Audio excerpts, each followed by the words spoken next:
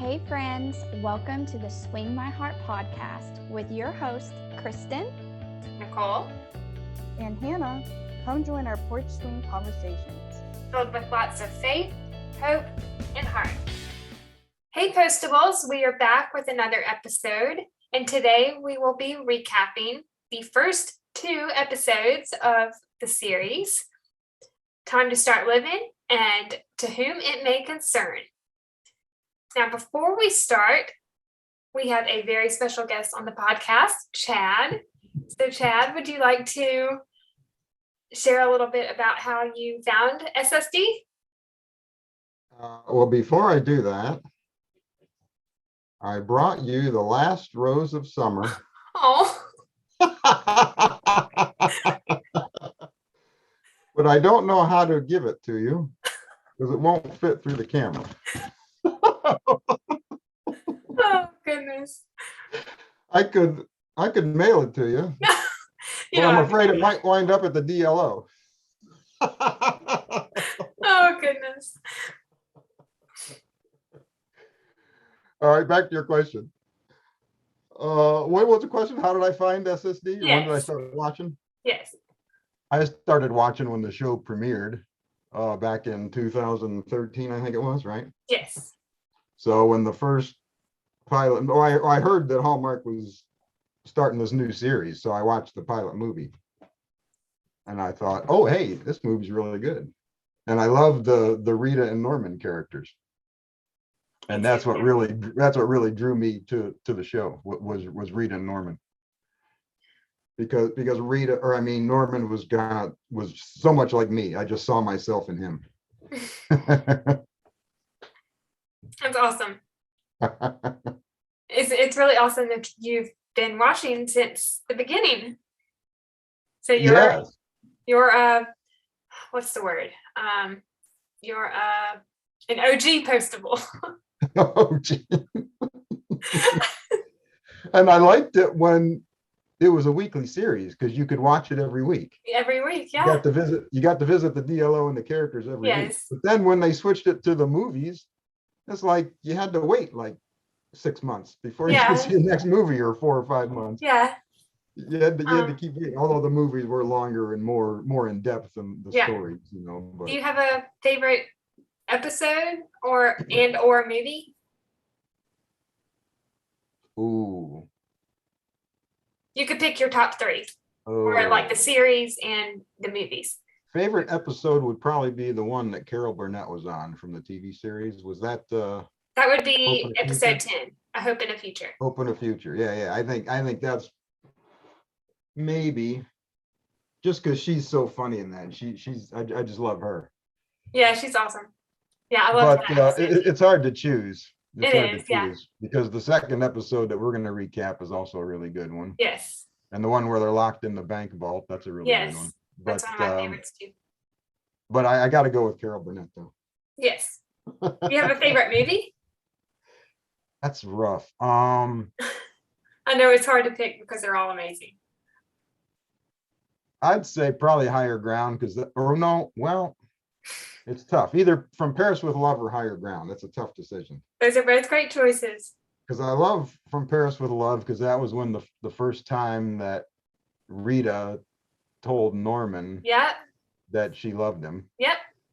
And Higher Ground I love because that's when Norman proposed to Rita. Those are both great choices.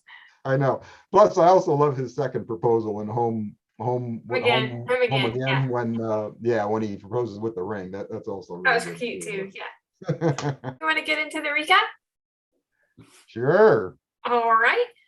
So the first episode, Time to Start Livin', it released on April 20th, 2014. And this is the synopsis from the IMDb page. A legendary supervisor makes a grand entrance in time to oversee the postal detectives unravel a mystery behind a letter from a young boy whose life is in danger. The guest stars are the wonderful Valerie Harper as Teresa Capodiamonte and Spencer Drever, who plays Owen / Casey. And a little trivia for the Hardys out there, Spencer Drever, he played Cyrus Rivera in season 4 of When Calls the Heart. Oh, really? Okay. Yes. All right, so the first thing we're going to do is talk about the major plot points. Do you have any? Well, let's talk a little bit more about the guest stars. Yes, definitely. The actress who plays Donna, Jessica Harmon. Yes. She has worked with Crystal Lowe before. They were in the movie Black Christmas together in 2000. Oh, wow, that's awesome. I didn't know that. Yes. So they had worked together before. And the woman who plays Vivian, Christine Wills, I don't know if you're familiar with her, but she was I don't in a know show. a lot of her work. But... She was in a show that I used to watch called Dead Like Me. It was on Showtime years ago. And she was also in the movie Trick or Treat, which they show every Halloween all the time. So I haven't seen either one of those, but so when I saw this episode and I saw her, I was like, hey, I know who that is. Yeah, she was a great addition as well to the episode. Both her and Jessica as Donna. Yeah, they were both great additions.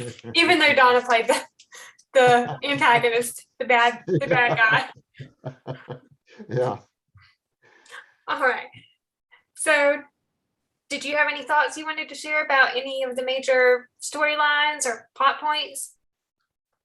Oh, let me think. Plot points. Let's see.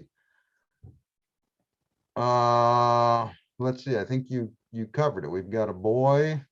Am I allowed to say he's in the witness protection program? Am I allowed to Oh yeah, that? we were gonna get to, I was gonna get to that. Right. I have that in my notes.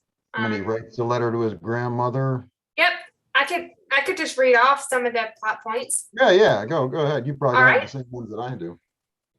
So the episode, it starts off with a young boy.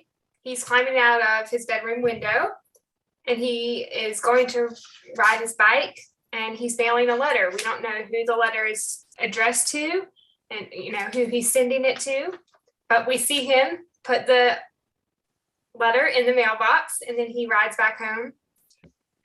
And as he rides back home, we see that his parents are, kind of freaking out because they don't know where he is. And then he walks through the door, and, they're relieved he's home, and they call him Owen. But then he says, "Stop calling me Owen. My name's not Owen." But we don't know why. I know. Now, what were you thinking the first time you saw this episode? Like about that whole scene, the opening scene? Yeah, that opening scene. I was wondering too why they were calling him Owen. I was thinking something's up, but I don't know what it is. Now, what went through my head, I thought, oh, this kid was abducted. And that he, actually, yeah, that's exactly what I thought. I thought, oh, he's writing a letter to his parents, telling them, come save me or something. Actually, that is exactly what I thought. Now that you say that, that is exactly what I thought. But then we eventually, as the episode goes on, we find out why he's being called Owen. Yeah. So jump to the next scene, or the scene, jump to a few scenes after that with the USPS and the DLO.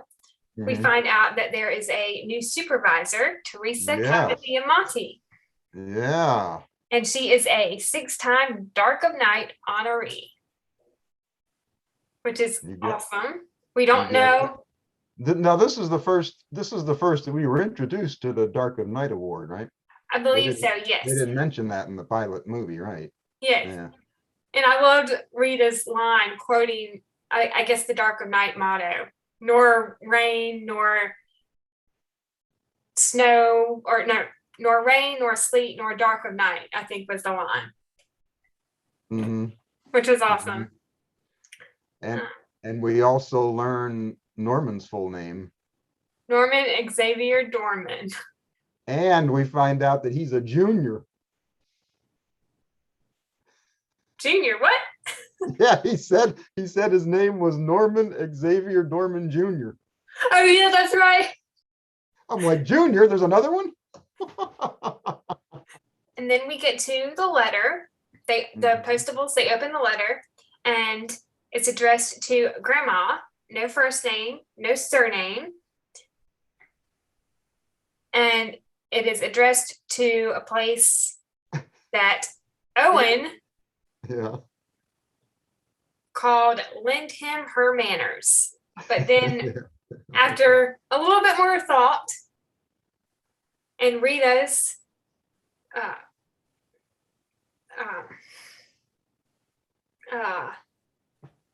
her memory, or she after a little bit, after a little bit more, she has the phone book memorized.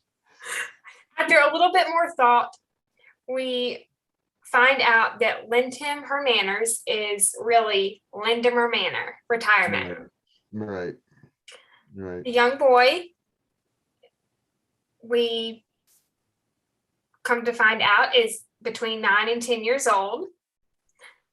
With Norman's, Norman analyzes the writing, right? Yes, with Norman's analyzation of the writing.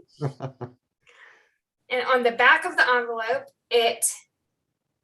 the back of the envelope includes a drawing of two people standing next to trees, and then a little note written along with it. And I believe the note says, P.S. I'm bringing more spoons so we can make another one. Right. And then I wrote in my notes, what could he be referring to? Because I don't think that there were spoons included in the drawing. Were there? I don't think so. No. I think it was just the trees. They were only mentioned in the letter. Yeah. Yeah. The letter, I have a little bit of info about the letter. Owen talks about how he used to walk to school with his grandma, and now he has to walk 3 blocks to Lenox Heights Elementary. He misses making spoons with her, and he mentions that his is on the apple tree outside. He is told, by, I'm assuming, his parents, that he can't see her for a very long time. We don't know why. Right. And he doesn't want to miss her birthday coming up. He always has peanut butter and banana pancakes with her on her birthday. That's right. For breakfast. And the last thing we find out is that he is going to sneak out of the house and ride his bike all night until he gets there. That's right. Which is a long way for a 9 or 10-year-old to ride his bike. I couldn't imagine riding all night. Kind of scary, a little bit. Scary for an adult. Yeah.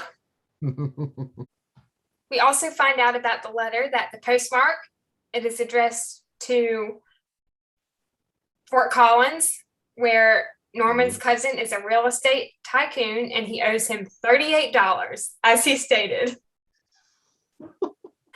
The letter was mailed last Friday. And that's the last thing we hear about the letter. And then when they get to the retirement home, we have a scene with Norman and a nice older lady named Arlene. And in their conversation, it's mentioned that Norman, he used to sell stamps at the Park Hill branch until Oliver said that he had special gifts and brought him to the DLO. Mm-hmm. Yep. I loved that scene. That was one of my favorite scenes in the episode. When Norman met Arlene? Yes. Yeah. I loved the line right before he met her. And I guess he sees the big book of stamps that she's looking at. And I think he said, is that I can't remember the year. Is that I have 19 something? Yeah. Olympic bobsled commemorative or something. Yeah, it was a 2002 Olympic. 2002. Yeah, you're right. Yeah, 2002. I couldn't remember the year. But yeah, I loved his line. Is that a 2002 Olympic bobsled commemorative? That was going to be one of my trivia questions. Now I can't use it. Oops, sorry about that. Oops. Another scene at the retirement home when Shane and Oliver and Rita and Norman are looking for the recipient of the letter, Grandma. Oh, they're asking everybody. Yeah, love that scene too with all the different nicknames for Grandma. Yeah. What was there? Momo and Boo Boo, and I don't know. There was a whole bunch of weird names. Momo. Mom. There was one that started with an M. Mima or something. I don't know what Mimi, it was. I think. Which is that's a common one. Is it? Momo, Mimi. I think there was one Peaches. I thought that one was kind of funny. I can't remember all of them. I should have written them down, but I didn't. When they're looking for Grandma, they eventually go to the piano room, and all of them in the piano room raise their hand but one. And I wrote in my notes, why did one of them not raise their hand? That kind of made me think, is she the one that the letter is addressed to? What were your thoughts? Yeah, as soon as she didn't raise her hand, I thought, oh yeah, that has to be her. Yeah. Vivian is her name, Vivian Lassiter. She has a birthday the following day. And when I was watching this, I noticed that she definitely recognized the drawing, and she rejected it and said that she doesn't know anyone named Owen. And I wrote in my notes, what could she be hiding? And why did she ask Rita to get her sweater from her room instead of Donna? So what were your thoughts on Donna in this scene? Well, she asked Donna to get the sweater first. Yeah. And I forget what Donna said. She wouldn't do it or something. I don't know why. I forget what happened. So then she asked Rita if Rita would go do it. Yeah. My thoughts were what Oh, she asked Donna because she wanted Donna to leave the room so she could talk to them. That's what happened. Yeah. My question was, what were your thoughts on why Vivian asked Rita instead of Donna? I guess what I'm trying to say is, did you think about maybe Donna having something to do with? Not at that. Oh, not at that time. Not like at that involvement point, with the letter story. No, not at that point. No. Yeah, I don't think I did either. I did think it was interesting that Vivian asked Rita instead of Donna. Of course, when Rita goes to get Vivian's sweater, we do see the wind chimes. So we find out that yes, she is the recipient of the letter. But it doesn't register with Rita until later. Nope, not until they're at lunch with Teresa at the mailbox grill. Yeah. Speaking of the scene when they're having lunch at the mailbox grill with Teresa, Teresa tells Shane and Oliver and Rita and Norman that they were having a conversation, and I think Teresa said something about running away to New York to be a hoofer, which is a dancer on Broadway. And I think one of them, I can't remember who, asks, did it happen, or, did you actually become a dancer on Broadway? Like, did you actually go to New York? And Teresa said that she started to run away to New York to be a dancer, but she only got as far as the bus depot until her parents found her and brought her back home. She also says that the USPS was in her father's blood, but not hers, that she didn't originally plan on working for the USPS, but then something happened to, I guess, change her direction. Do you remember what it was? Did she mention? Well, she couldn't follow her dream of being on Broadway, so I guess she just decided to go into the postal service like her dad did, or grandfather, somebody. Yeah. I couldn't remember for sure what she said, but yeah. We also find out at the lunch that Donna has taken a real interest in Vivian, but why? Why is she so interested in finding out what is in the letter to Vivian? Right. Why is she trying to, get every single detail? Yeah, she tried to read the letter earlier. She tried Yeah. to take the letter out of Oliver's hand. Yeah, and read Oliver it. was just like, no, No, not going to happen. it's a property of the Postal post code. office. That's Breaking postal code. right. They're talking about the spoons. I believe Norman is tapping a spoon against his glass. Oh yeah, he's doing one of these things. Yep. And then Rita realizes that, or this is the moment when Rita realizes that there was a wind chime made of spoons in Vivian's room. Yep. And they keep talking for a few minutes, and we see that, or we find out that Vivian wasn't rejecting Owen. She was protecting him, but we don't know what she's protecting him from. Right. Was he involved in some kind of crime, or what could it be? We don't know, but we will find out soon. Cutting to the scene with Shane and Oliver when they go into Vivian's room, and then they start talking to her and asking her questions about what's going on. Right. Vivian says that the day that she made the wind chimes was the last day that she saw Owen. She hasn't seen him since, and his real name is Casey. We find out that Casey and his parents are in witness protection because Casey witnessed a crime, and as he was riding his bike down an alley, and the crime he stumbled upon was, I have it in my notes here, a narcotics drug ring just before a shooting, and he's the star witness of the trial, which is the following week, I believe. And then the other big news of this episode is that Donna is not Donna. She is Sylvia.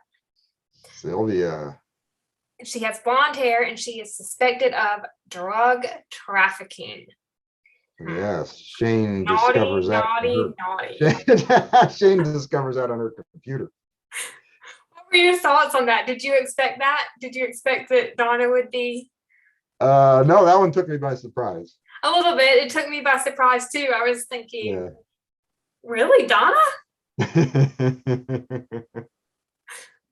But then once we found out, like, all the clues before were kind of making sense. Right. Like her trying to get information on the letter, and I believe there was something that she had said when Shane and Oliver and Rita and Norman first got there, when she was trying to read the letter. And I believe that they were trying to, find out where they could find Grandma. And she said something about how she hadn't been there that long. That was another clue too. Yeah. And she said that she knew everyone's birthday. Yeah. But she didn't know Sylvia's birthday. Yeah. Yeah, that was a little interesting too. I was thinking, why would she know everyone else's, or why would she know Vivian's but not everyone else's? Yeah, she knew Vivian's birthday, Donna, as Vivian is sneaking out of the retirement home, and we see a little conversation between Donna / Sylvia and Vivian, and she's trying to fix her coat, and she steals Vivian's letter. Sneaky Sylvia. Again, naughty. But good thing Rita has her photographic memory to remember everything that the letter said. She's not only a drug dealer, but she's also a pickpocket. A thief. Stealing government property. Yes, stealing mail is a felony. Federal offense. That's right. In the last scene, we find out that Teresa's first year with the USPS. She was there. Teresa's first year with the USPS.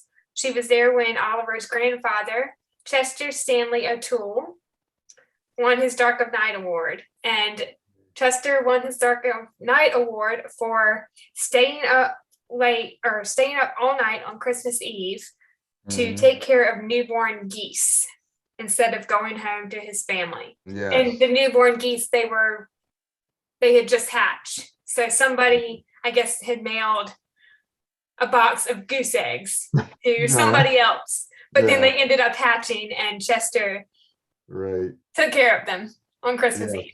That was one of the touching moments when she tells Oliver how his grandfather won the Dark of Night award. Yeah, that was a great scene.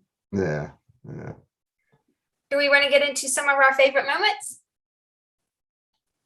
Sure. Oh, let's go back at the end there.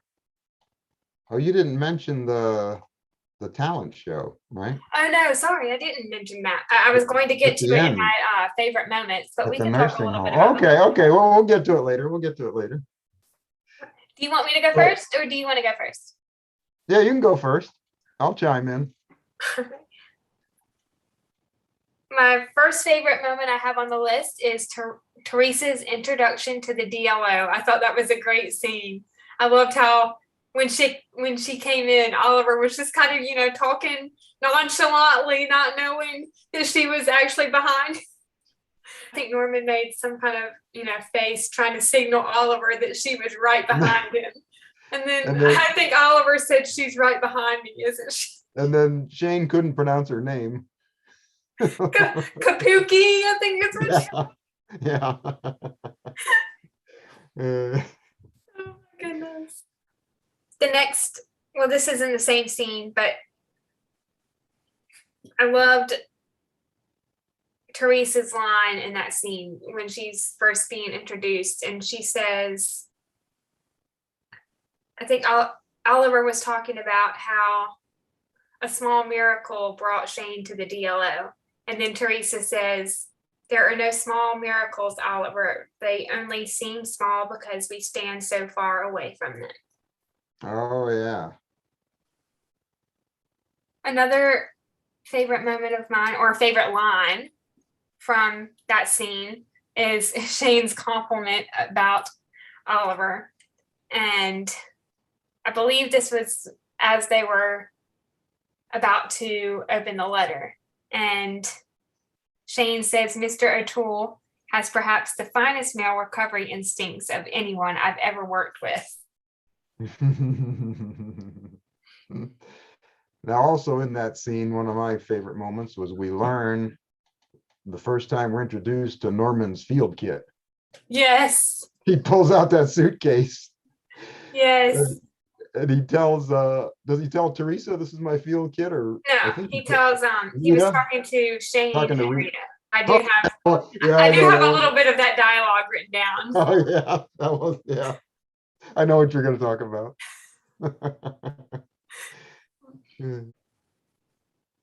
Another line I loved, it was, I guess, a few minutes after Teresa's introduction, when Shane and Oliver and Rita and Norman, they're walking out of the DLO to, I guess, head to the retirement home. And Teresa says, "No postal worker stands taller than when he or she stoops to deliver to the least of these."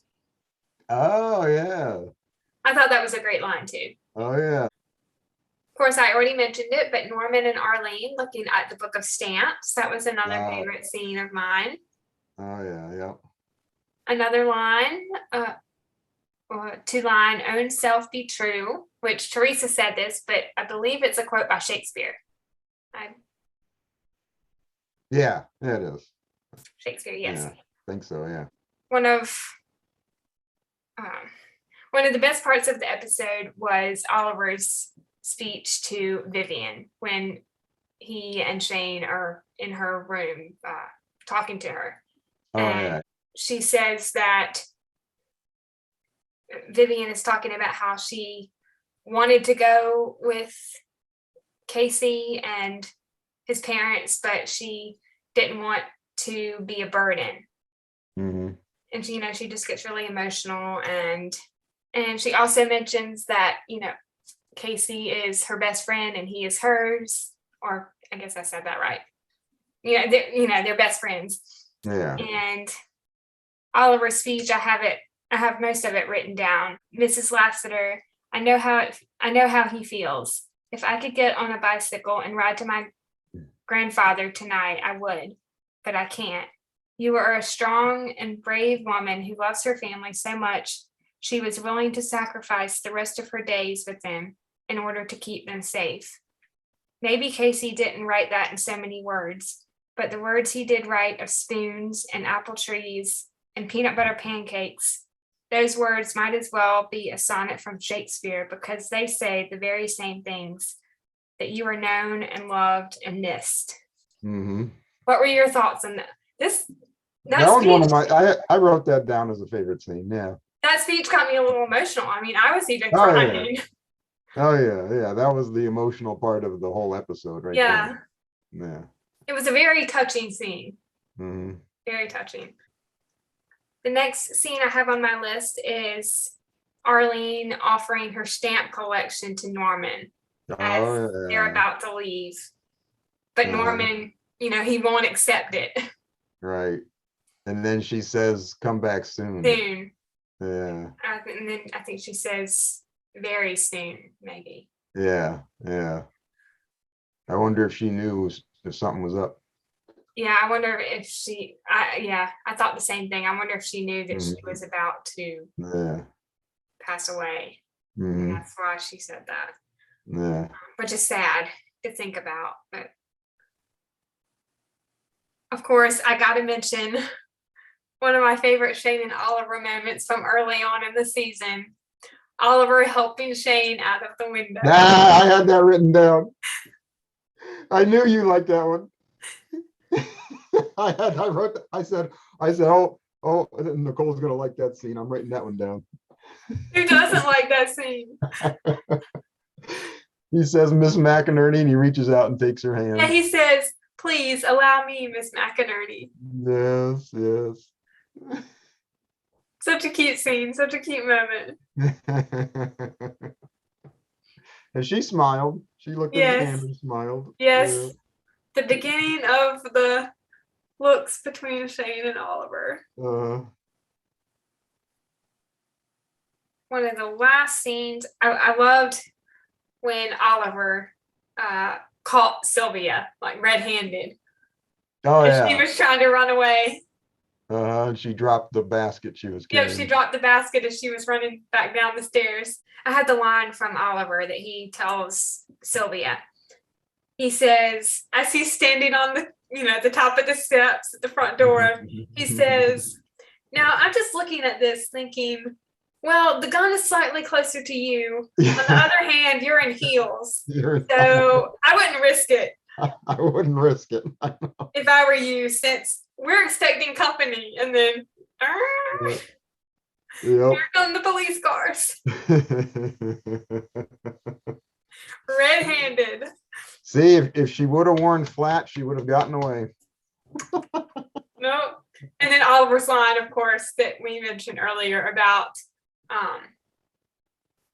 like the police officer, he was, reading off all the charges, or, stating all the charges, and then Oliver steps in and says, and stealing a letter to grandma, mail felony. It's a that's right. It's a what did he say? Mail felony. It's a serious.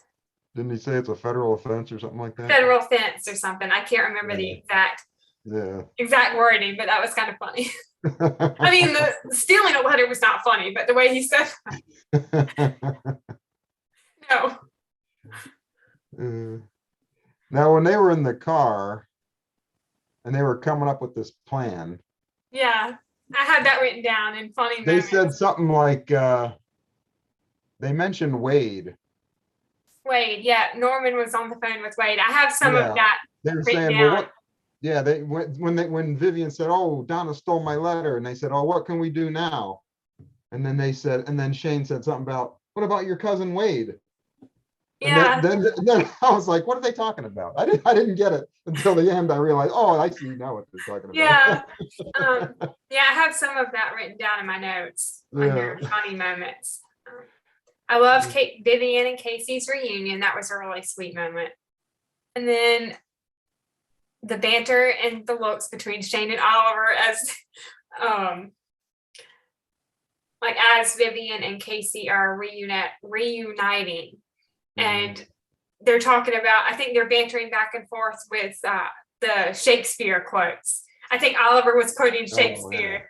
Oh, yeah. And what was the quote he said? I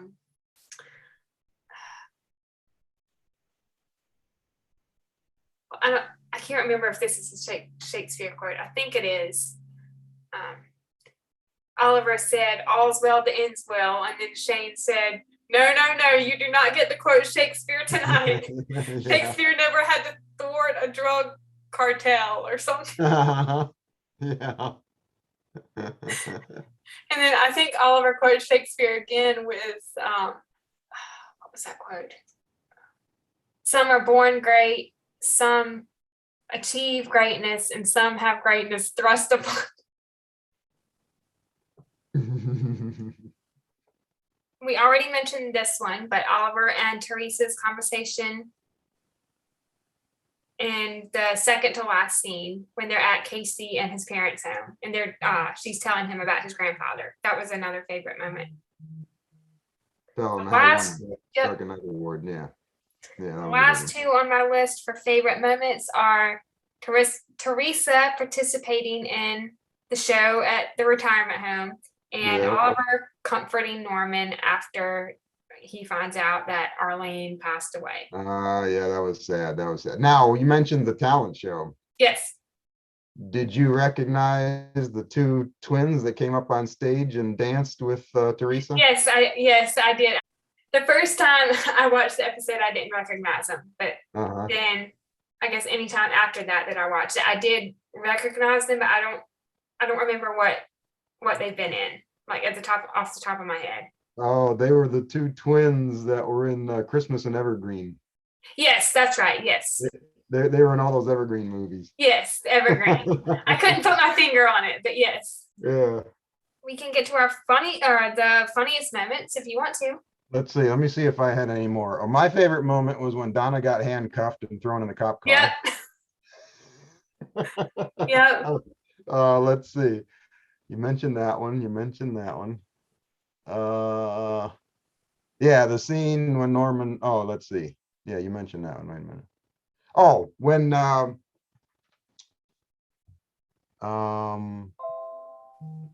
when Norman found out Arlene passed away, and he was like, they gave him the stamp book. The stamp book, and he was like hugging the stamp book like he was hugging a person, like he was hugging Arlene, I know. And then he put his head on Oliver's shoulder, and they were in Casey's parents' house.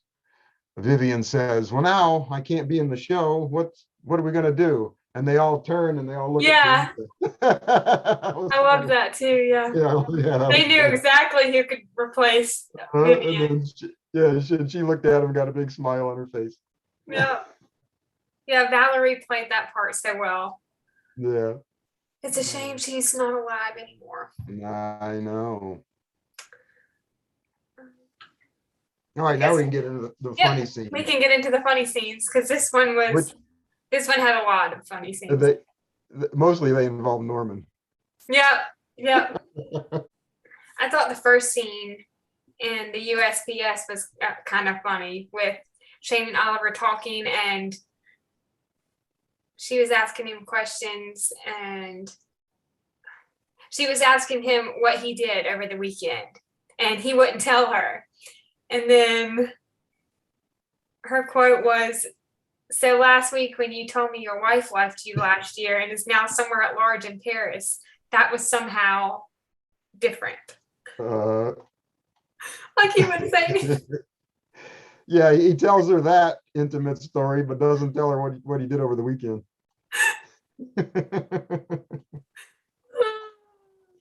Oh, goodness. Back to the field kit that we had mentioned. This is the next one on my list. Norman pulling out the field kit, and I believe Rita had asked, what's that? What is that? And Norman says something about how it's his field kit and how they need to be prepared for anything. And Shane says, yeah, because you never know when grandma might go rogue on you. I know. And then Norman puts on his sunglasses. Yeah, as he's saying, no, you don't. That field kit, now that we're talking about that, at the end when he uses it, that thing is that thing is like Mary Poppins' bag. I mean, there's no bottom. He's like pulling everything out of there. He's got street cones in there. He's got flares. He's got a gas employee uniform. He's got a hard hat. Everything you need is in there.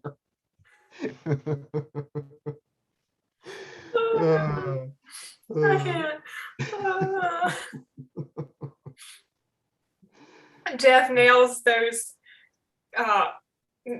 comedic scenes perfectly. Oh, I know. And Perfectly. the expression on his face too when he says certain lines.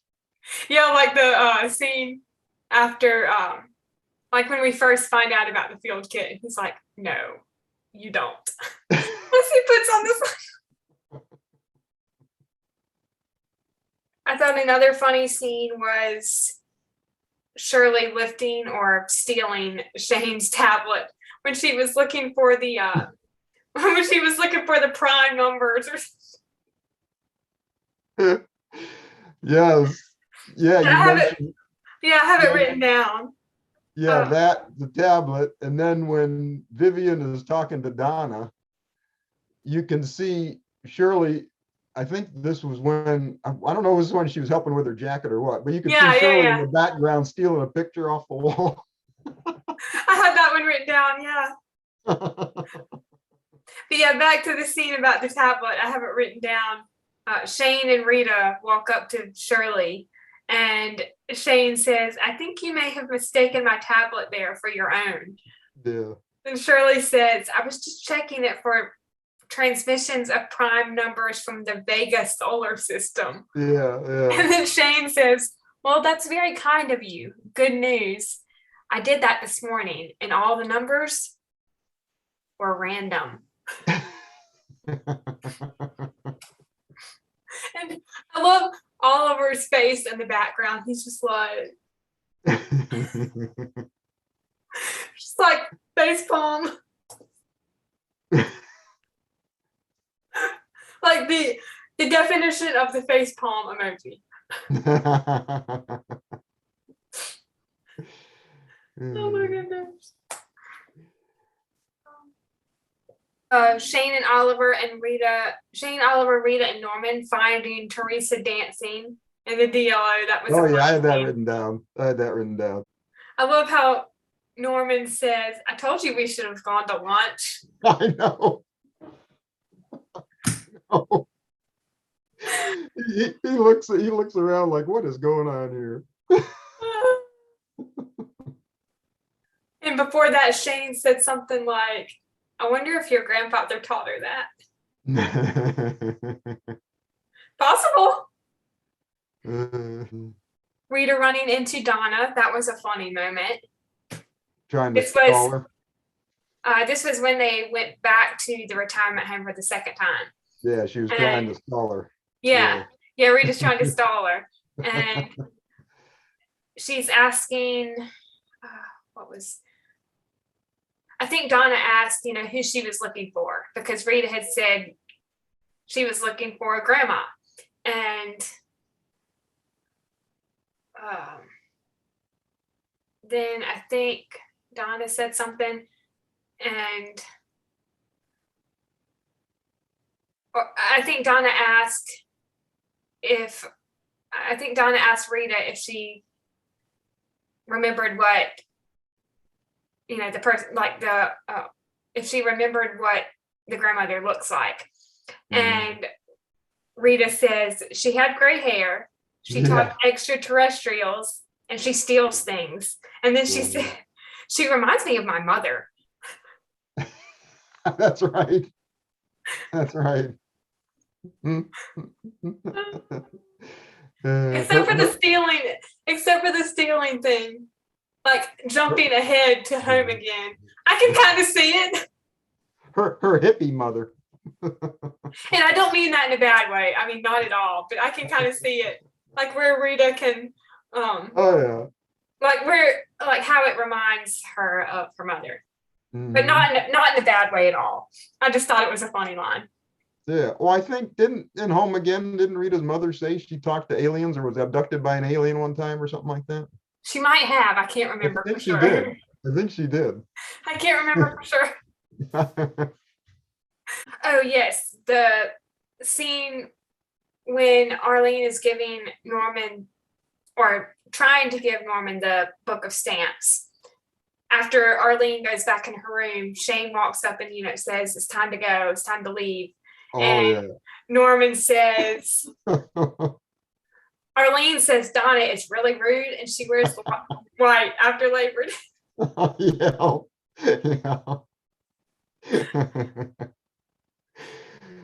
Yeah, and the look on his face when he says that's funny. Yeah, he nails that line perfectly. Yeah. Just his delivery of that was perfect. Uh-huh. Shirley stealing the painting off the wall. That was another one that I had written down. Shane, Oliver, Rita, and Norman in the car with Vivian as they're going to find Casey. Oh, I know what you're going to say. Yeah. The first line I have written down is after Rita says something about not being able to get through to the marshal's office. And she's talking about the spoons. And Shane says, Rita, don't lead with the spoons. No. Yeah. And Rita says, oh. Yeah, she's like, oh. Like, oh, I didn't think of that. The next line I have written down from that scene is from Vivian, and there were a few things said before this, but like there was banter back and forth, I guess, between Shane and Oliver and Rita and Norman. Mm-hmm. And Vivian says, are you telling me you people really are from the post office? And Oliver says, oh yes, uniquely gifted postal workers. And Norman chimes in and says, with a license to deliver. And then Oliver chimes in again and says, and a deep faith in the power of the written word. And then Vivian says, oh, I was hoping that was just a cover story. Next line. Yeah, that was the next line I had written down. And then Norman says, oh no, we're the real deal.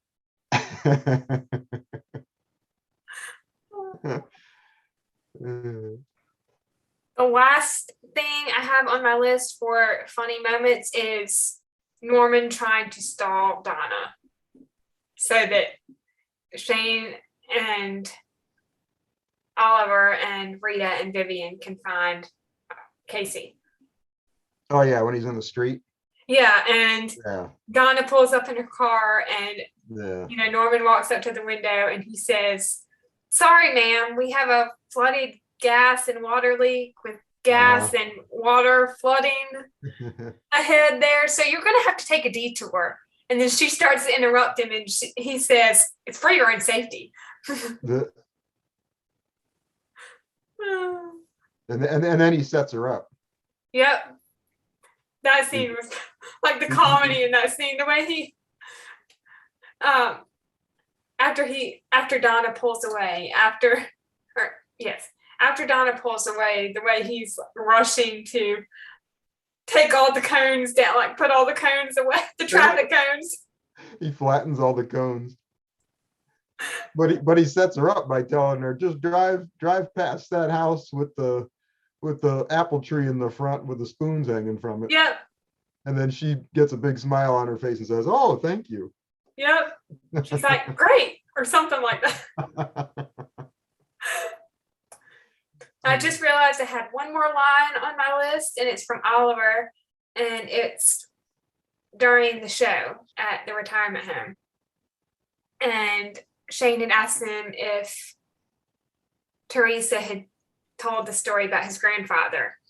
And Oliver answers yes. And he says something like, it was a thrilling tale of sacrifice, grit, and midwifery. Midwifery, yeah, that's right. Do you have any more funny moments that you wanted to mention? Yeah, when they're in the mailbox grill, and Teresa tells them that she wanted to go to New York and be a hoofer. Yeah, that was a funny scene. And Norman thinks that a hoofer is someone who shoes horses. Oh yeah. Yeah, that was a funny line. Yeah. They're saying that the feds are going to leave the house at 9 o'clock, and Oliver says, "Oh, a change of shifts," and Norman says, "No, that's their dinner break." And they say, "Well, how do you know that, Norman?" Or something. He says, "That's what they did when they staked out the man who lived in our family's garage." And I'm thinking, I want to hear the rest of that story. What? Yeah. Oh goodness.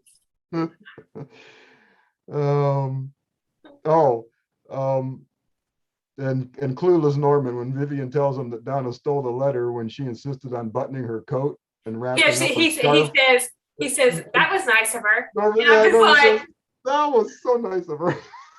I'm just like, Yeah, I know. I think I could be wrong, but I think they showed Rita's face after he said that, and she was like, yeah. What? Like, what? She was not being nice. I know. And then when they're in Casey's parents' house there at the end, Norman asks the family where they're going to next. And Shane says, "Norman, that's a secret." And he says, "Oh, that's right." And then my last one was Norman stealing the apple out of Donna's gift bag after he already ate 6 pancakes. Oh, I didn't even catch that. Oh, you didn't catch that? I missed that. Oh, they had a gift bag there for Donna, and Norman reaches in and grabs an apple, and Rita says, "Norman, you already had 6 pancakes." And Vivian says to him, "Oh, go ahead. That basket was for Donna." Anyway. I did see the gift basket, but I didn't catch him. Oh yeah, he takes an taking the apple out of it. Do you want to get into the lessons that we learned? I only have 2 written down, but sure, the lessons, sure. Do you want to go first? Sure.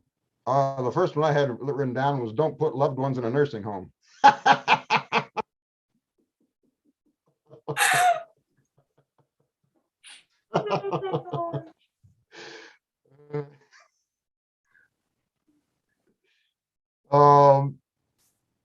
And then let's see, I had, life goes by fast, so don't waste time, and you should start living as soon as you can. Yep. What was some you had? They were both quotes from Teresa, but one of them was the Shakespeare quote, really.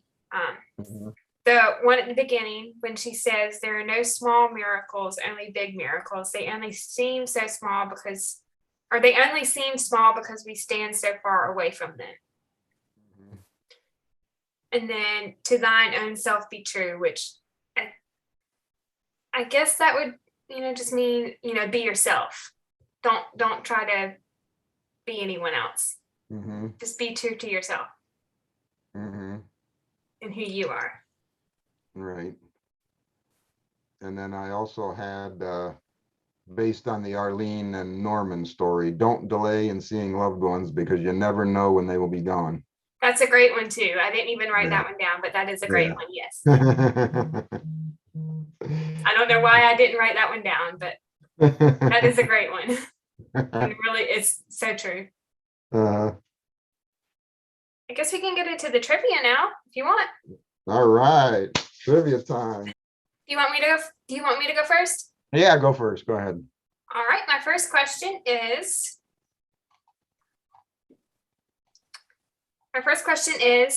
how many miles did Shane say were between Fort Collins and Linderman Manor? A, A, 20 miles. I don't even need the choices because I know this one. Go ahead. Go ahead. A, 20 miles. B, 10 miles. C, 50 miles. Or D, 32.4. 32.4 because I wrote it down. Good job. My second question is, what was Vivian's room number at Linderman Manor? A, 224. B, 120. C, 330. Or D, 250. Oh, wow. What were the choices again? Real fast. A, 224. B, 120. C, 330. Or D, 250. I'll take a guess. I'll say 224. Yep, you got it right. That was it? Yep, Oh, that was a wild guess. All right. that was a great guess. Yeah. I didn't know that one. My next question is, what year did what year did Oliver say Teresa was crowned Miss Special Delivery? All right. A, 1980. B, 1969. C, 1975. Or D, 1962. 1969. Yep, good job. My last trivia question is, what did Oliver tell Donna Vivian was on the way to the kitchen to bake? Ooh. A, strawberry shortcake. B, apple pie. C, creme brulee. Or D, coconut cream pie. I'm gonna guess at this one too. I'll say apple pie. Nah, No. wrong. What was it? Creme brulee. Creme brulee. Oh, geez. I thought that was too. Oh, wow. I thought it'd be something more common. Oh, you did a good job. You got 75% out of 100. All right. All right. Let's see. Well, the one I was going to ask you, I know you know, so I'm not going to ask you that one. All right. I'll ask you this one. All right. Oliver hands a letter opener to Teresa to open the letter. What color was the handle of the letter opener?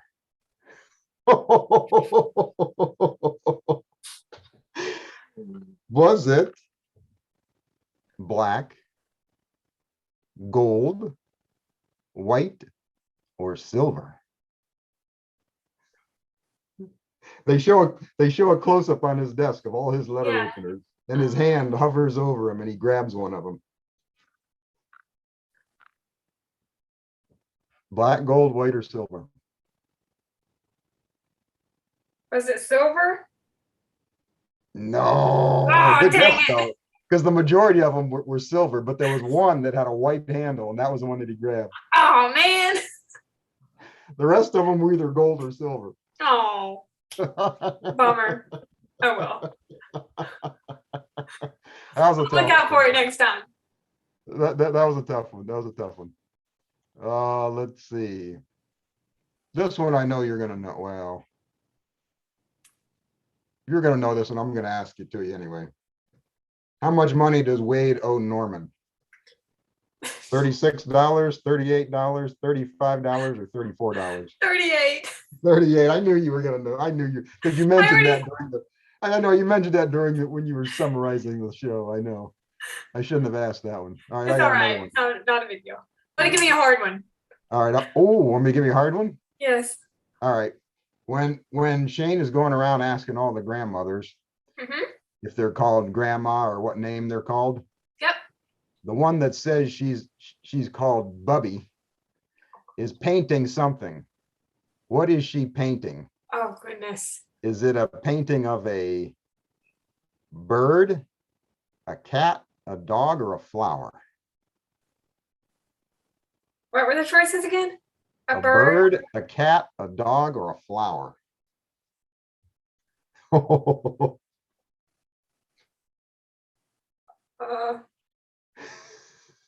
Oh, I thought you'd get this one because you have a good eye for these episodes.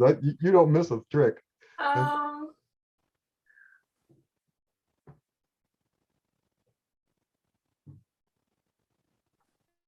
Was it a bird? Oh, Oh. good guess. It was a cat.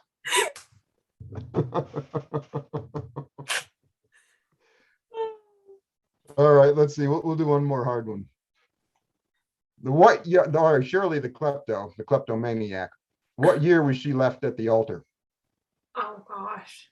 Was it 1959, 1958, 1957, or 1956?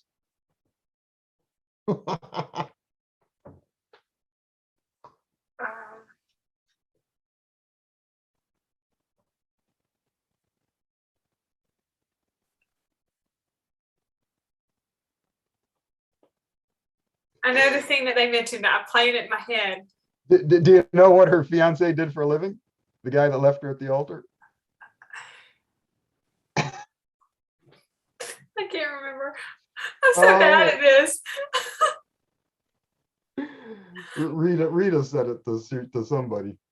I'm gonna say 1959. Yeah, you got it. Yay! I finally got one. Rita said she was left at the altar in 1959 by a butcher. A butcher, yes. I think that wraps up our recap on time. I think that wraps up our recap on Time to Start Living. Do you want to get into To Whom It May Concern? Yes, and I know this is one of your favorite episodes. Yes, it's one of my favorites. And I know it's hard to get through this episode, so I brought these for you. Oh, goodness. I'm going to try not to cry. Except I can't hand them to you again because they won't fit through the camera. I'm going to try not to cry. Just like the rose. You know what? As many times have I seen this episode. I went through half a box of these last night while I was rewatching it, even though I've already seen it before. That episode always gets me emotional. I know. I know. All right. To Whom It May Concern, it was released on April 27th, 2014. The synopsis from IMDb reads, "The postal detectives are inspired by their supervisor to take a risk to save the life of an Army veteran." It guest stars Michael Hogan as Captain Hopper, Joel Berg as Corporal Benjamin Buzz Parker, Rami Kalan as Samilla, Anaya Chanel as young Samilla, and Anne-Marie DeLuise as Samilla's mom. And a little trivia for the Hardys once again. Michael Hogan played Archie Grant on When Calls the Heart, season 7. Yeah. And Anne-Marie DeLuise played Caroline Connors, Cody and Becky's aunt, in When Calls the Heart, season 3. Right. And any of the names I pronounced wrong, I sincerely apologize. And Michael Hogan was also on Heartland. And You mean Gabriel? What's that? You mean his son Gabriel? No, Michael was on there too. Oh, he was? Yeah, he was on there too. And he was also in the Hallmark movie A Christmas Secret. Yep. Yes, that is right. Yep. Yeah. Yep. I guess we can get into our major plot points of the episode. All right. The opening scene, it shows a young girl. She's sleeping in her bed and she's having a dream of a war scene, but we don't know why she's having this dream. It's probably PTSD from being overseas. Well, after the dream, we see another scene when she's in her room and she is finishing the letter that she is writing, but we don't know who it's from other than the small envelope is addressed to someone named Buzz. Like, we see a little shot of the name on the envelope. Mhm. And then she is walking out of her room. She's about to leave for college. She takes a red sock that's hanging on her bulletin board, but we don't know the significance of the red sock yet. Mhm. And I love the scene too. I think it's after they showed the dream that she was having, where her brother, or I guess who we think is her brother, walking out of the house, and he says, "When I leave for college, I'm only taking my backpack." Yeah. So I guess her brother and her dad are helping her pack for college. One of the next few scenes is when Shane and Oliver and Rita and Norman, they're opening the letter. And I believe this is at the Mailbox Grill. Which, you Like when mean they're the opening the letter. the letter to the government or the letter to Yeah. Buzz? Yeah. Yeah, the big letter to the government they opened Yeah. first. Yeah. Yep. This is a scene in the Mailbox Grill. They're Yeah. talking about both Yeah. the military form and the letter that Cindella had written. Right. She's 18 years old. She lives in Seattle, Washington, and she is trying to find the man who saved her life and changed it forever, is what she had written in the letter. Right. It was mailed to a young man named Buzz, along with a request for military service information form. And in the letter, Samueli mentions that she wants to tell Buzz how it all ended. And in my notes, I wrote, what does that mean? What is she referring to? How it all ended? Right. We don't know his real name, but we find out that the form is trying to be sent to the Army at Fort Platte. Cindella's nickname is Sammy, which we find out in the letter.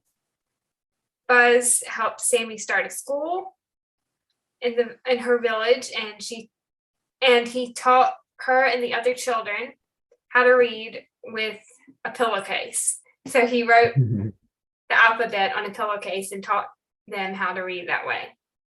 Pillowcase that his mother mailed. Yeah. Yeah. I thought that was a great moment. Cindella thought of Buzz as her best friend. Another scene with the letter story, we see that as they're having a class, I guess in her village with her and some of the other children, there's a bombing, and everyone's, running to take shelter. And then Cindella sees the pillowcase, and she runs back to get it. And unfortunately, she is injured.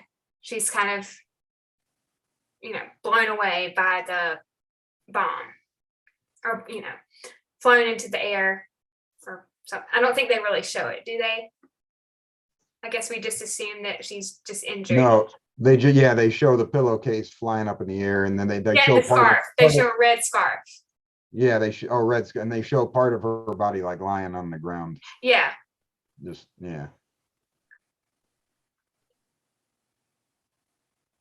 Now this scene really got me when Buzz picks her up and he's walking to the helicopter, and he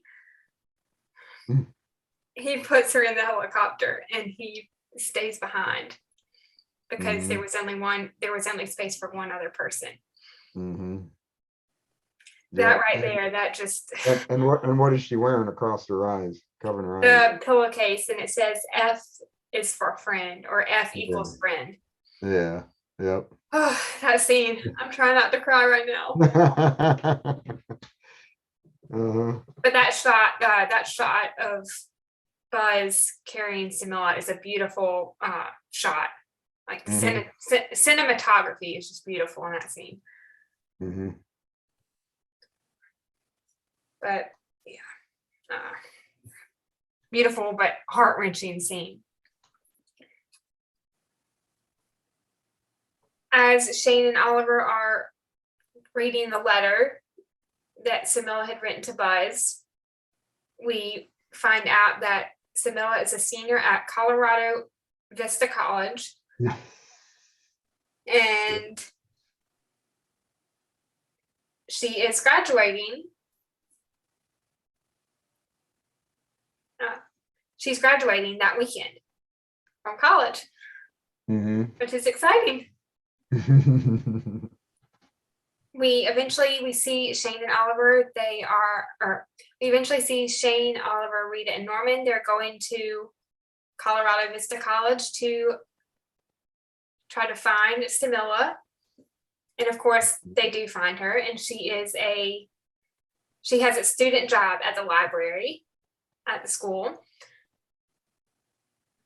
And as they're talking to Cindella, we hear that Buzz's mother, she sent brownies to the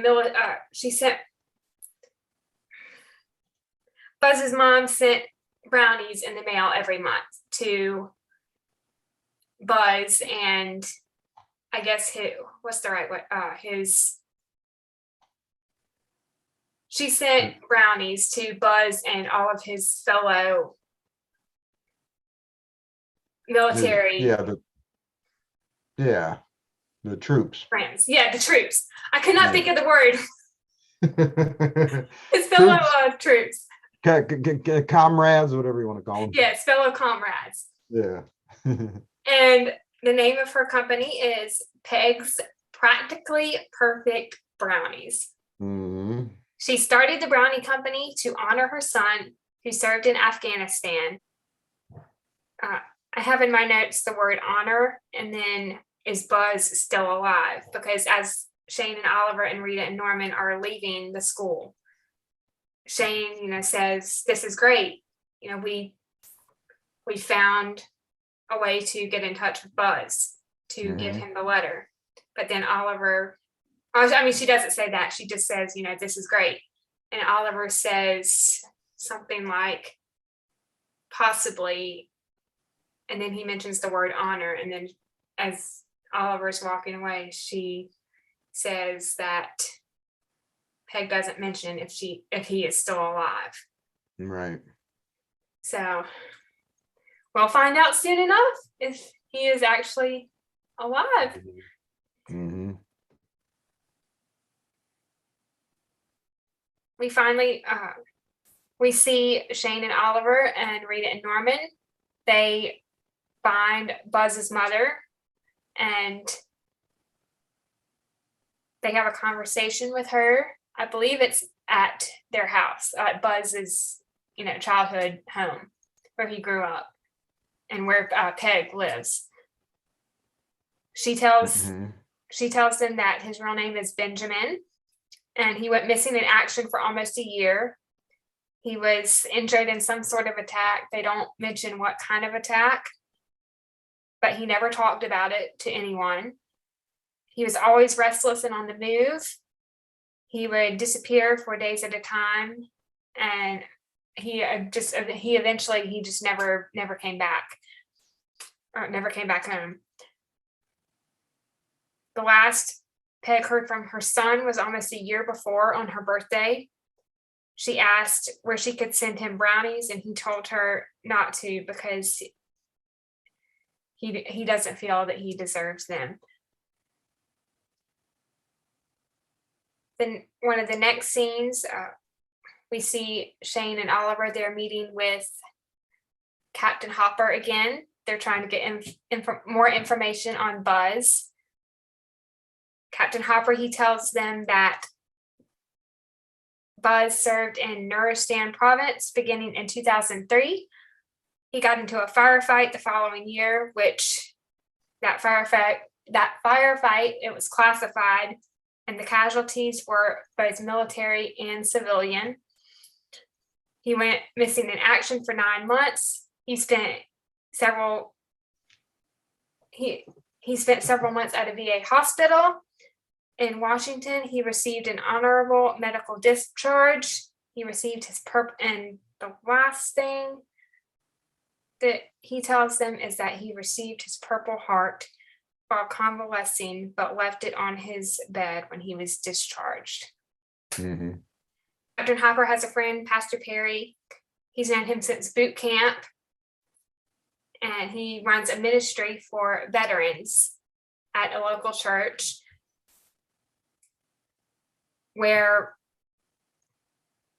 we assume that Buzz volunteers, because in that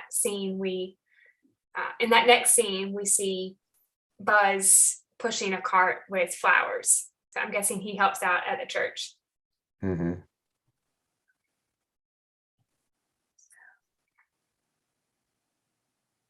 I was going to say something in off.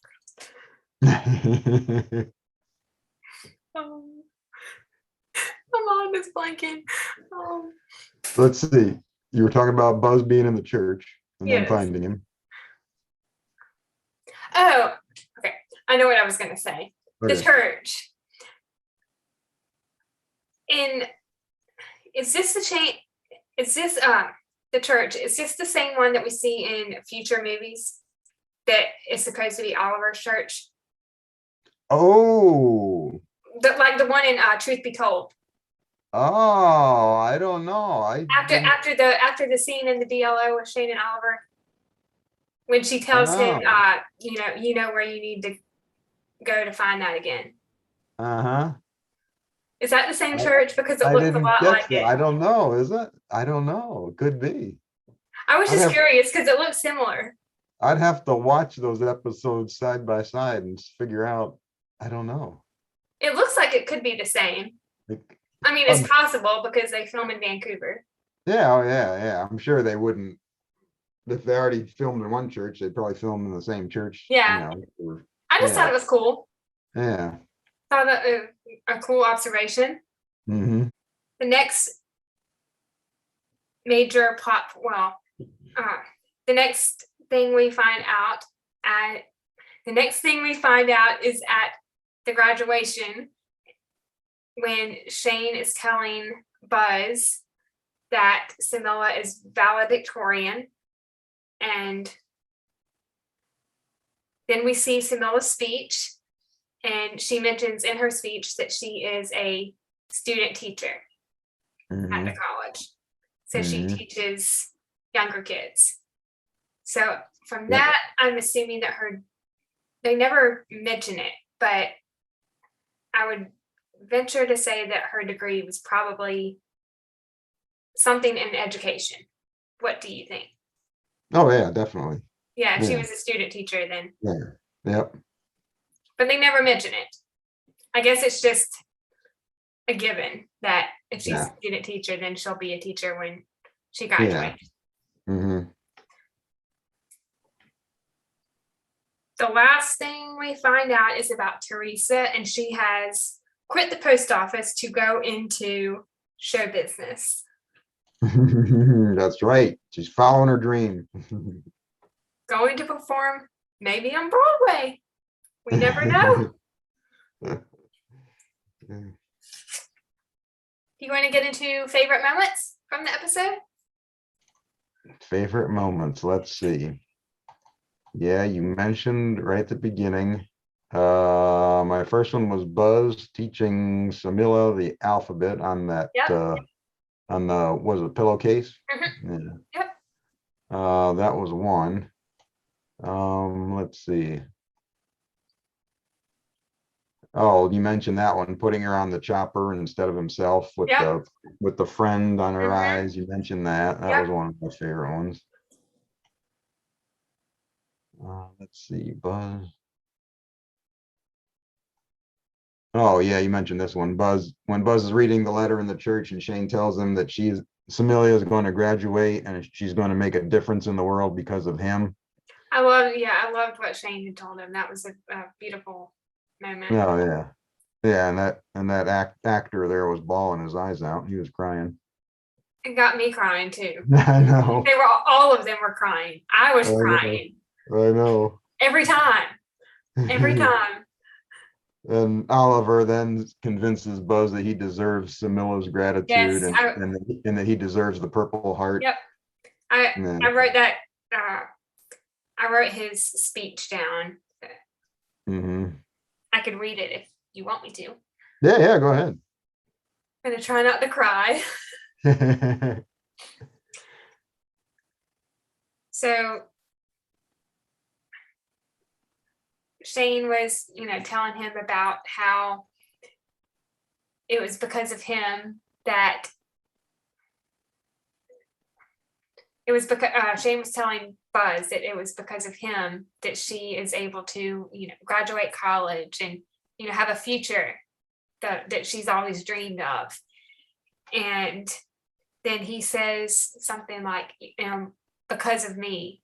And then he says, I taught her how to read. I let her start at school. And look what happened to all of them because of me. And Oliver says, Buzz, there's no easy answer to what happened that day. You tried to be a peacemaker, and the awful insanity of war did everything to stop you. Mhm. Because of that, you think you don't deserve Sammy's gratitude, or a Purple Heart, or a good night's sleep in your own bed. Any man who puts his life on the line to stand between what is right and what is wrong deserves thanks from the ones he defends. Until you reached out and gave a little girl a pair of socks and a book on a pillowcase. Sammy woke up every morning with nothing to look forward to but more poverty, more violence. You gave her something to dream about. You sacrificed yourself to give her a future and a hope. That is nothing to be ashamed of. It's something to celebrate. Mhm.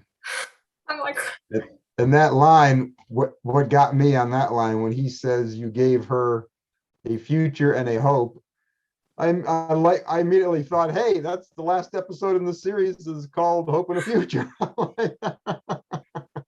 That's funny. yeah, that scene Yeah. always, oh goodness, every time I was getting my eyes were getting a little watery just reading that. Another one of my favorite scenes was the first time that Shane and Oliver had met with Captain Hopper. This was after they had met with him. And this was after they had met with him, and I think Oliver wanted to leave the letter with Captain Hopper, and she was telling him, no, don't, would you rather, or do you really want to put your faith in, someone in the military to read the letter that he's probably not ever going to read? Oh, yeah. And Shane says, as for me, I'm putting my faith in you. And then Oliver snatches the letter from her hand and he says, you can be very persuasive, Miss McInerney. And then she says, or brazenly manipulative. And then I think after that they go back to the DLO, and I think Oliver tells Teresa what Shane did, that she didn't give the letter to the general there. I can't remember if he did or not. And Shane says, well, I'm following Norman's license to deliver rule or something. Yeah, I think that might have been in there. I can't remember for sure. I loved, this was after Shane and Oliver had read the letter from Samilla to Buzz. They were in the DLO. It was, it was the four of them and then Teresa. And Teresa, I think Norman says something, and then Teresa says, Norman says something, and then Teresa says something to Norman, gives him a compliment. And then Shane looks at Norman and she says, we'll keep him. Says what? We'll keep him. Oh, yeah. Teresa says Norman's cute, says to Norman, oh, you are so Yeah, cute. something like that. Yeah. Yeah.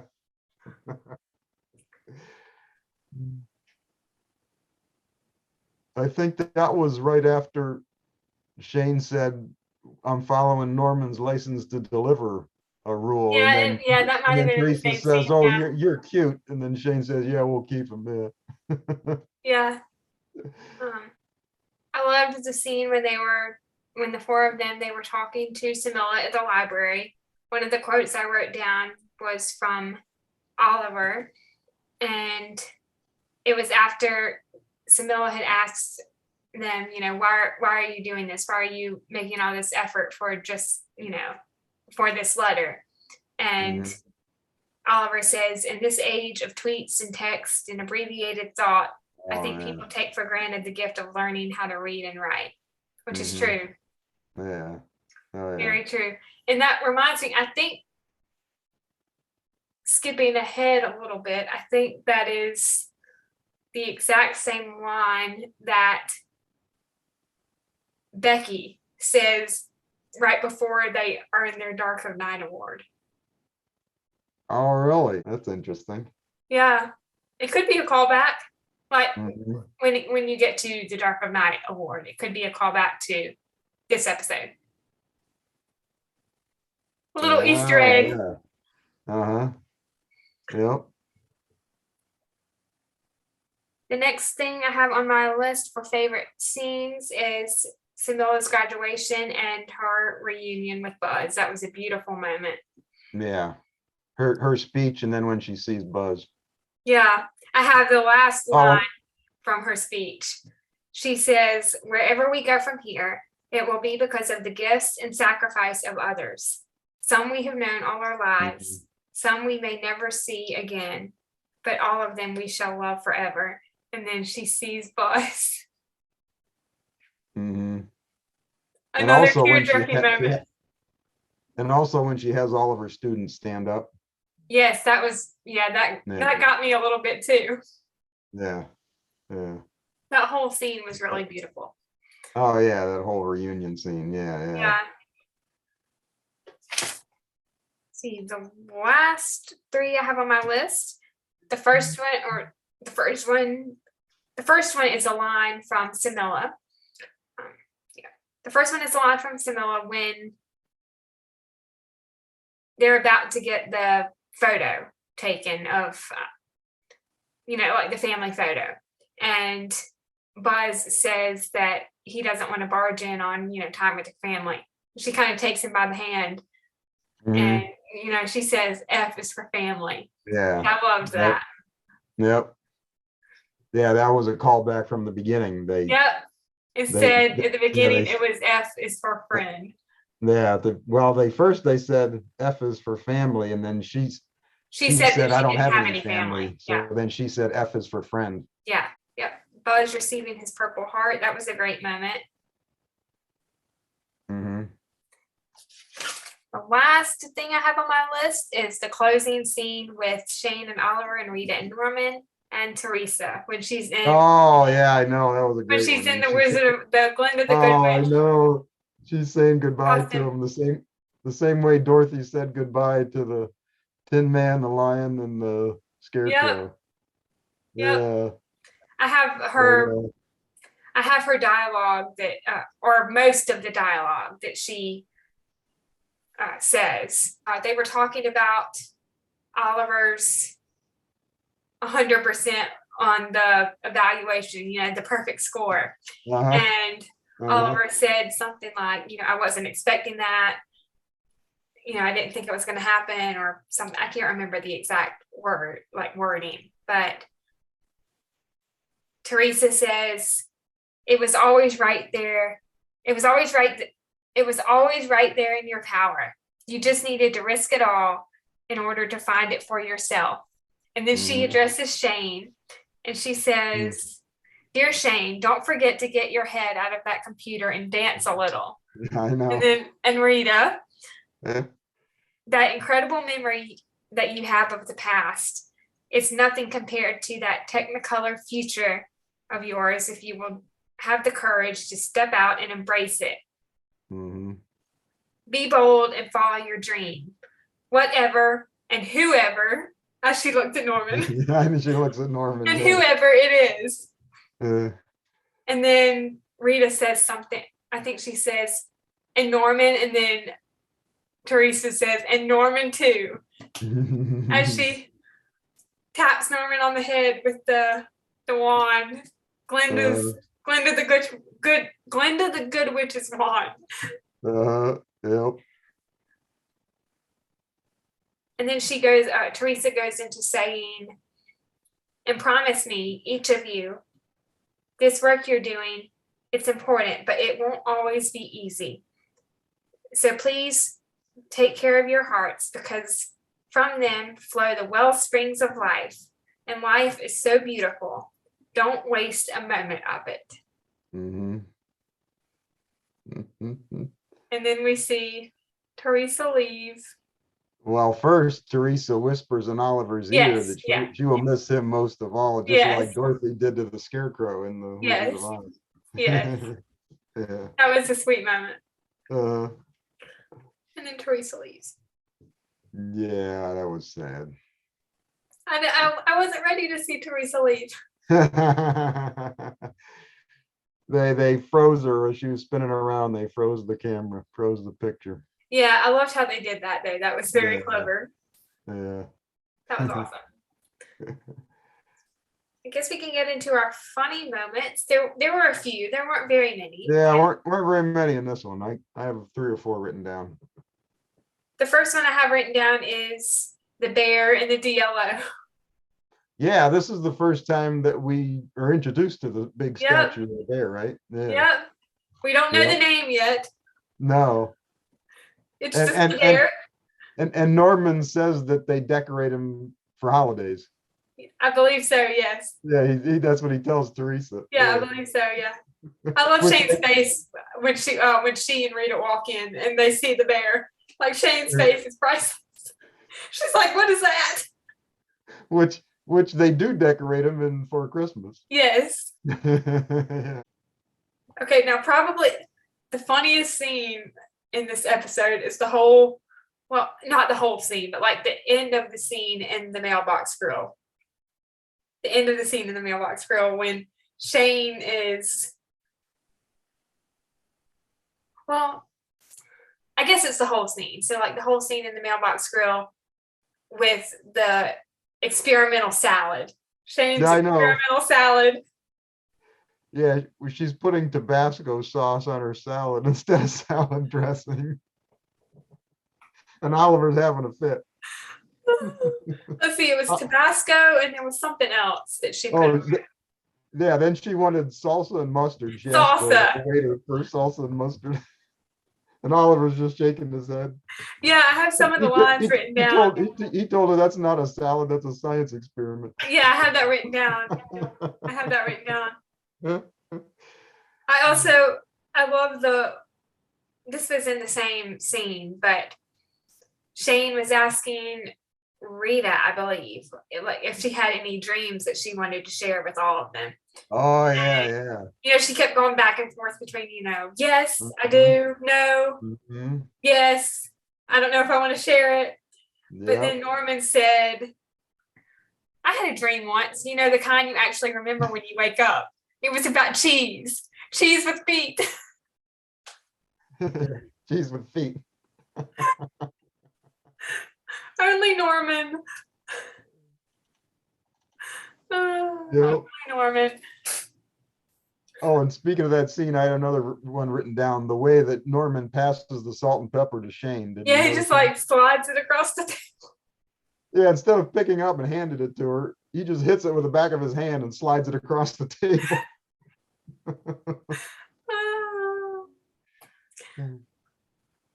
The next line I have written down is from Oliver, and he says, Miss McInerney, putting that many condiments on a salad can't be healthy. Besides, what you're doing to that salad is disconcerting.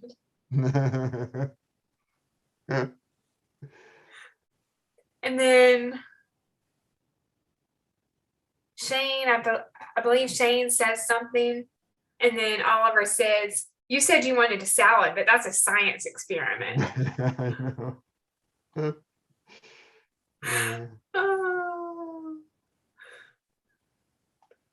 And then the last two or three lines I have from that scene is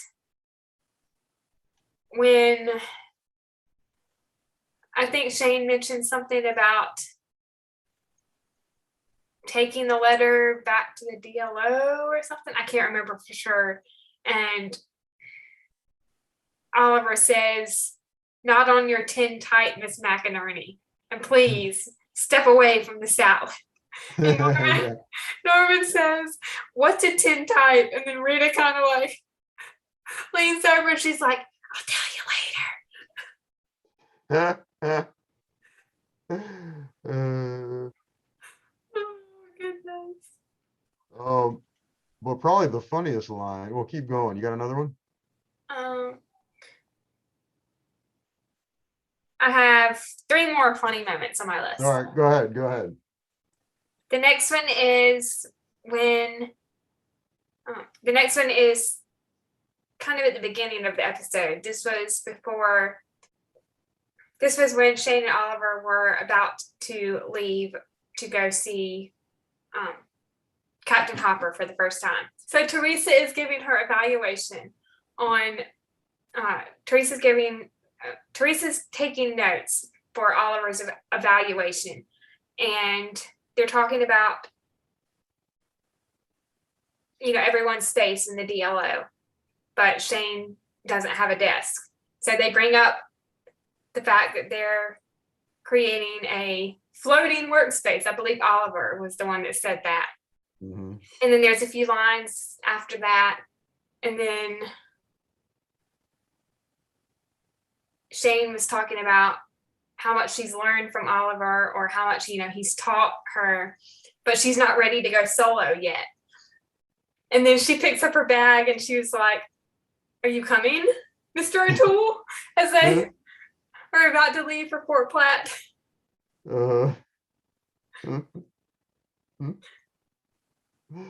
But yeah, this is the first episode where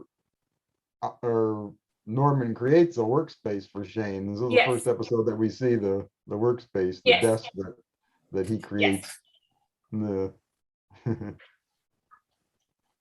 I loved Norman's line in the last scene when Teresa tells all of them that she's leaving the post office. And Norman says, "How can you quit the post office? You are the post office." You are the post office. Yep, she says, "Not anymore. She's going on the road." And that was my last funny line I have written down. That was down. your last one? Oh, the funniest line in the whole movie. Teresa tells Rita that she is a beautiful little onion begging to be peeled. Oh, yes, I do remember that one. I should have written that one down. Oh, I thought that was the funniest line in the whole episode.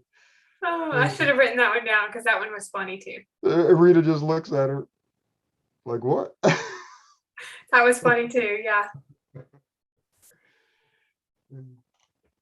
Do we want to get into the lessons learned from this episode? Learned. Sure. Go ahead. You can start, because I was kind of weak on these. I got a couple written down. Yeah, I have a few. The first one I have, it wasn't really a quote. It was just, something about like the whole letter story, and just learning to always thank our men and women in military, because they give so much for this country.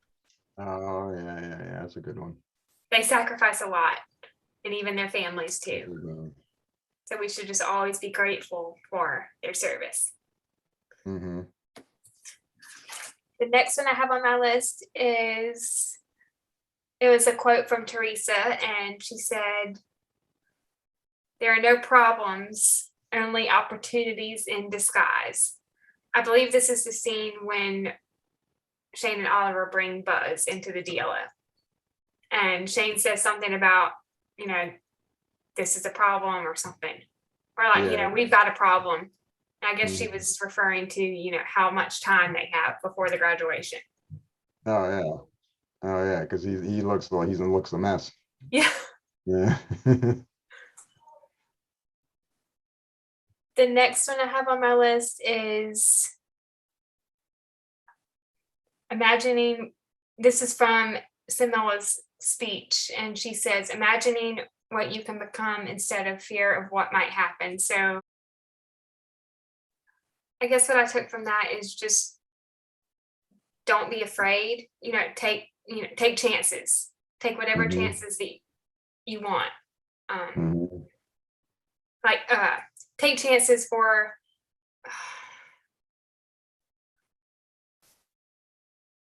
like if there's a dream that you have, to just take a chance, even though Mhm. you don't know what might happen. Right. Right. The next one I have on my list is always make peace. So what I took from that is just, always be kind to people. The last one I have on my list is from Teresa in the last scene when she says, don't waste a moment. So what I took from that is just, don't waste a moment. Enjoy the life that you have been given. Mm-hmm. Mm-hmm. Do you have any that you want to share? Yeah, I wrote down that you make a difference in this world and you make an impact on people's lives, even if you don't know it. That's a great one. Yes. Because Buzz had an impact and he didn't know it. Yep. And then also to piggyback kind of what you said, follow your dreams and go for your goals the way that Teresa does. Yes. Yeah. Guess we can get into the trivia now. Oh yeah, okay. Well, Some during the fun summer, questions. once again during the summer, you mentioned some of this stuff, so you're gonna know these answers. We'll do it anyway. All right.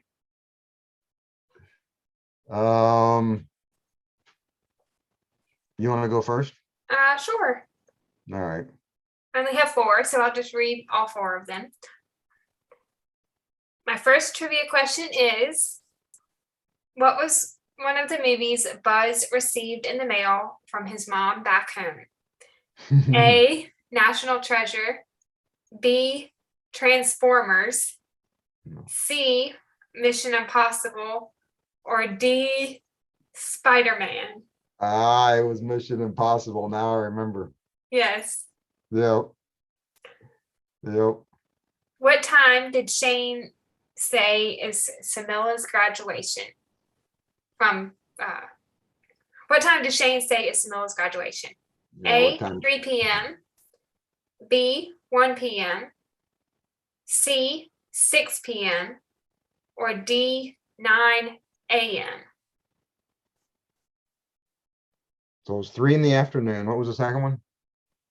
1 p.m., 1. 6 p.m. or 6. 9 a.m. I'll go with 1 in the afternoon. Nope. No. 3 What was p.m. it? Oh shoot, I was gonna say that one. 3 p.m. All right. What time was your graduation? Did you have an evening graduation or a morning graduation? Like when you graduated from school? No, mine were all in the afternoon. Yours Because were all in the afternoon? mine were outside. Yeah, in the afternoon. Yeah. Yep, mine were both inside. My high Oh, school okay. graduation was at 9 a.m. in the morning. Was it really? Yeah. Oh wow. And my college graduation was at, I believe my college graduation was at 5 or 6 p.m. maybe, or it could have been earlier. It might have been at like 12 p.m. I can't remember for sure. Yeah. But it was in So the afternoon, so I didn't have to sometime. get up as early for that one. Yeah. What year did Buzz's mother, Peg, start her brownie company? A, 2010, B, 2008, C, 2012, or D, 2006? 2008. Yes, you got it right. What is the name of the theater where the production of The Wizard of Oz occurred? A, the Dock Street Theater. B, the Majestic Theater. C, the Satilli Theater. Or D, the Broomfield Theater. What was the first one? The Dock Street Theater. I'm gonna go with Majestic. No, What was it? the Broomfield Theater. Broomfield. Oh, geez. Where the heck was that? Was that at the end of the episode? Yes, it was. I believe it was the scene before Samueli's graduation. Shane was the one that said that. Oh, okay. I think. Oh, wow. Oh yeah, I think it was when Teresa had mentioned the thing about one of the people in the play getting gout, and her taking over the role. Oh, And okay. then I think Rita said something, and then Shane said something like, all the way to the Broomfield Theater, how Teresa is following her dream or something, all the way to the Broomfield Theater. Oh. Or something like that. Something along those lines. Oh. And two of those choices from that question are actually theaters in Charleston. Oh, are they really? The Dock Street Theater and the Satilli Theater are both in Charleston. And I believe the Dock Street Theater is the oldest theater in the country, I believe. I could be wrong about that. Really? I haven't been there in a long time, but it's an awesome theater. When I was younger, I used to participate in acting classes, and I did a few plays. That's where the plays that we did. Oh, okay. Wow. In the Dock Street Theater. Oh, neat. Yeah, it was fun. You want to read your questions now? All right. You mentioned about someone getting gout. Yes. In Teresa's play. Yes. So that Teresa could get a role. Yep. What was the name of the woman who got gout? Was it Mrs. White, Mrs. Hanson, Mrs. Kipperman, or Mrs. Hopper? That's a tough one. At least two of those names were mentioned in the episode. Want me to read them again? Yes, please. Yes. Mrs. White, Mrs. Hanson, Mrs. Kipperman, or Mrs. Hopper?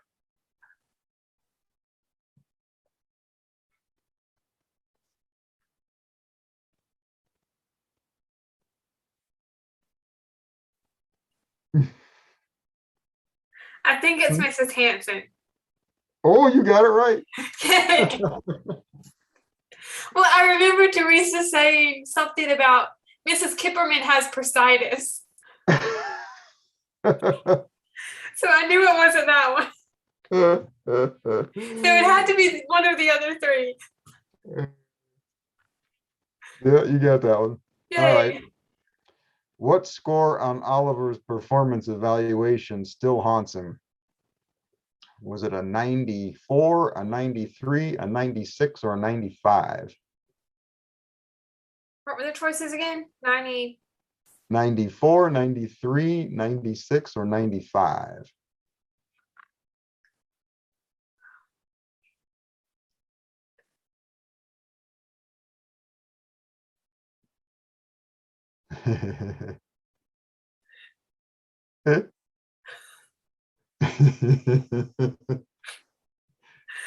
Was it? I'm probably gonna get this one wrong.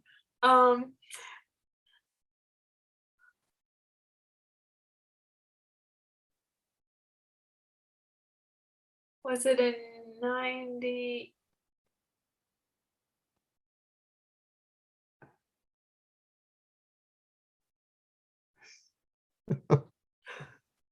Was it a 94? Oh, you're close. It was 95. Man, I was gonna say 95. I should have said 95. 'Cause Norman says he usually gets a 98, and Oliver said something like, one year I got a 90, or Norman says one year he got a 95, and Oliver says, yeah, that still haunts me to today. I should have said 95. You know what? All these rest of my questions you're gonna know. It's okay. It's okay. I might not know them. Who knows? Oh, you're gonna know them because you already mentioned them when you're doing the summary. Oh, do you have any more questions that you wanted to read? All right, let me get you. All right, we'll do this one. Well, you're gonna know that one. All right, you're gonna know that one. You're gonna know all. Okay. Where did Samueli live when she wrote the dead letter? Was it Seattle, Boston? Washington. Oh, see, you know that one. See, I didn't even need to give you the choices. See, I knew you knew that one. All right, we'll just keep going here. All right, here's one you don't know, except I don't have choices for this one. What is the last day of the month in the DLO? What's the last day of the month known as? Oh gosh. The DLO.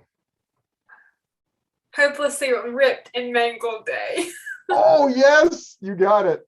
Impossibly ripped and mangled day. Oh, Yes, you knew that one. impossibly ripped and mangled. Oh my gosh, you knew that one. My other one that you're going to know, I was going to ask you, who is playing the Wicked Witch of the West in Teresa's show? Oh gosh, I don't know if I remember this one. Was it Mrs. Cole, Mrs. Little, Mrs. Capperman, or Mrs. Kipperman? Wait, what was the question again? Who is playing the Wicked Witch of the West in Teresa's show? And then the choices again? Mrs. Cole, Mrs. Little, Mrs. Capperman, or Mrs. Kipperman?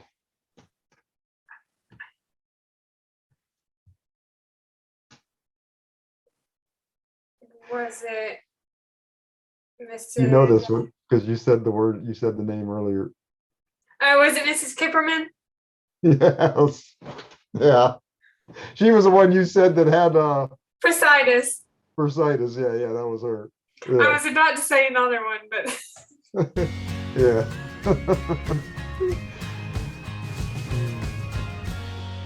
I think that's it. Do you have any more questions?